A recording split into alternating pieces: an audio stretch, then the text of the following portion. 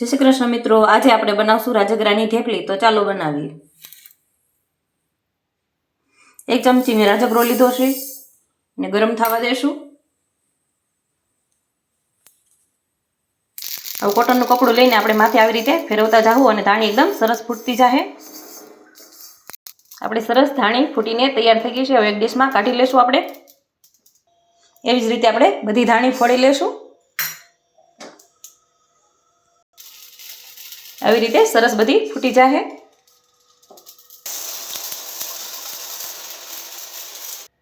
આપણે રાજગરાની ધાણી ફોડીને તૈયાર કરી લીધી છે। હવે આપણે એનો પાક લઈ લેશું।